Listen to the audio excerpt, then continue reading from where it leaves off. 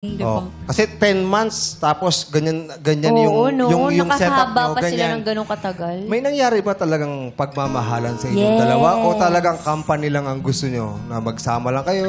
Pero may love ba na? Sa akin po, meron po. Kasi po, nung mga time po na bago po, nung pagtaas po kasi nung naging kami na po, umayos naman po yung relasyon namin eh. Okay naman po. Tapos lagi po kami nagsasama. Ako po, minahal ko po talaga siya. Alam niyo naman po siguro sa sarili niyo kasi madami din po akong sinacrifice para sa kanya.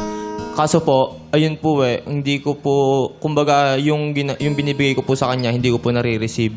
Which is yung pagsasacrifice po tsaka pagbibigay ng respect as a partner. Okay.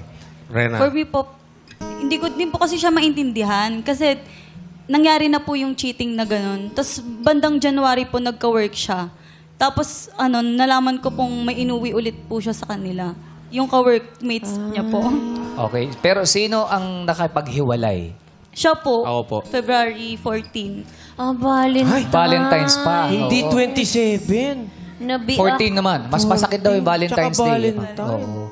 Pero anong natutunan mo rito, Rena, sa naging relasyon ninyo? Ang natutunan ko po is, wag laging puso yung sinusunod. Minsan utak din. Kasi sa sobrang pagmamahal mo dun sa isang tao, hindi mo namamalaya, nagiging toxic ka na din eh. Paulit-ulit na lang po kasi. Okay. Ikaw, teka, sorry. Cleon, ikaw, ano natutunan mo sa relasyon ng dalawa? Para po sa akin, don't be afraid to let go. Sabi ni Cleon. Don't be afraid to let go. Don't be afraid to let go. Kasi parang Cleon's hindi 2024. Kasi minsan po, mas mabuti na po yung pagiging mature tsaka pagiging matapang para sa isang sakitan kaysa po sa matagalan na sakitan.